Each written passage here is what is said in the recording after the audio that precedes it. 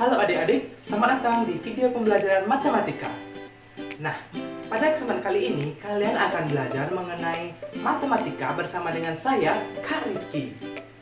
Nah, sebelum kakak memberitahu apa materi kita kali ini, kalian tahu nggak gambar-gambar berikut ini? Nah, gambar yang ini, atau gambar yang ini, atau gambar yang ini?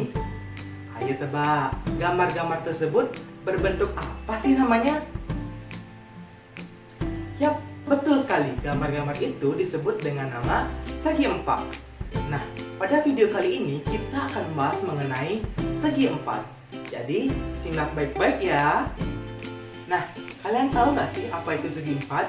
Segi empat adalah poligon bidang yang dibentuk dari 4 sisi yang saling berpotongan pada satu titik. Nah, segi empat sendiri memiliki berbagai macam jenis, yaitu seperti persegi, persegi panjang, jajar genjang, belah ketupat, layang-layang, dan trapesium. Yang pertama ada persegi. Nah, adik-adik tahu nggak sih yang mana yang disebut merupakan gambar persegi? Coba deh adik-adik sekarang lihat gambar ini.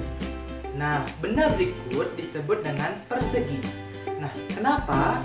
Persegi itu memiliki 4 sisi dan sudut yang sama besar. Dan yang kedua, persegi itu memiliki panjang diagonal yang sama panjang. Sebuah persegi memiliki 4 sisi yang sama besar.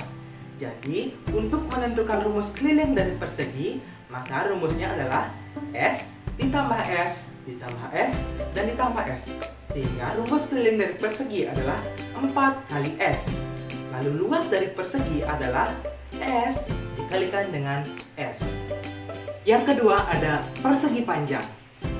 Persegi panjang ini mirip seperti persegi, namun bedanya pada persegi panjang, sisi-sisi yang berhadapan itu sama panjang dan sejajar. 4 sudutnya sama besar dan sepasang garis diagonalnya juga sama panjang. Nah, karena pada persegi panjang terdapat 2 buah sisi-sisi yang sejajar dan sama panjang, maka dalam persegi panjang akan ada 2 buah sisi, yaitu panjang dan lebar. Dimana untuk mencari rumus keliling dari persegi panjang, maka akan kita tambahkan P tambah L tambah P tambah L, sehingga rumus dari keliling sebuah persegi panjang adalah 2 kali P tambah L. Lalu untuk rumus luasnya itu adalah panjang dikalikan dengan lebar. Yang ketiga ada jajar genjang. Jajar genjang memiliki sifat-sifat, yaitu yang pertama, sisi-sisi yang berhadapan sama panjang dan sejajar, dan sudut-sudut yang berhadapan sama besar. Nah, sudut-sudut yang berhadapan sama besar ini kalian bisa lihat di pojok sana. Itu ilustrasinya ya. Nah, dalam sebuah jajar genjang akan ada alas dan juga sisinya. Nah, lalu karena itu untuk menemukan rumus keliling dari sebuah jajar genjang, maka akan kita tambahkan A ditambahkan dengan S ditambahkan dengan A dan juga ditambahkan dengan S, sehingga rumus keliling dari sebuah jajar genjang adalah 2 kali A tambah S. Sedangkan untuk rumus luas dari jajar genjang itu sendiri adalah yang pertama, kita harus mencari tinggi dari sebuah jajar genjang. Setelah kita mendapatkan tinggi dari sebuah jajar genjang, maka akan kita cari luasnya, yaitu alas dikalikan dengan tinggi jajar genjang. Lalu jenis segi empat yang keempat ada belah ketupat. Belah ketupat sendiri memiliki sifat-sifat, yaitu yang pertama, semua sisinya sama panjang. Yang kedua, sudut yang berhadapan sama besar. Dan yang ketiga, kedua diagonalnya berpotongan tegak lurus.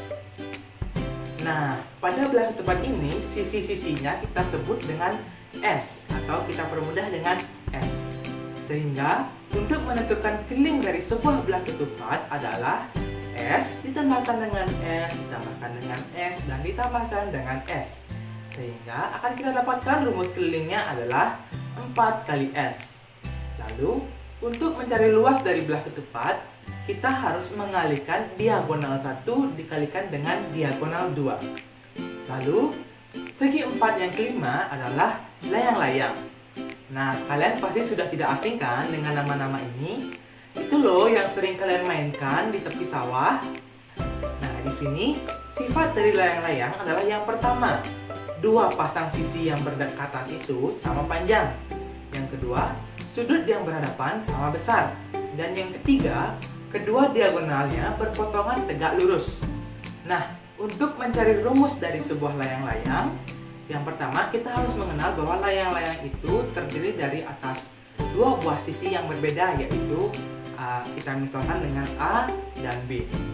Lalu, keliling dari sebuah layang-layang akan kita dapatkan adalah A ditambahkan dengan B, ditambahkan dengan A, dan ditambahkan dengan B. Sehingga dapat kita sederhanakan bahwa rumus keliling dari sebuah layang-layang adalah 2 kali A tambah B. Nah, untuk mengetahui luas dari sebuah layang-layang, kita harus mengetahui berapa panjang diagonal satunya dan berapa panjang diagonal duanya. Di sini, setelah kita mengetahui itu, akan kita cari luasnya dengan cara menggunakan rumus setengah dikalikan diagonal 1 dikalikan dengan diagonal 2. Lalu, kita beranjak ke segi 4 yang terakhir, yaitu trapesium. Trapesium sendiri memiliki sifat keempat sisinya berbeda panjang tergantung jenisnya. Nah, apa saja itu jenis-jenis trapesium? Yang pertama ada trapesium sama kaki, di mana kedua kakinya memiliki panjang yang sama. Yang kedua ada trapesium siku-siku, di mana salah satu sudut dari sebuah trapesium memiliki sudut 90 derajat atau bisa kita sebut dengan siku-siku. Lalu yang ketiga ada trapesium sembarang, di mana trapesium ini merupakan segi empat yang sembarang.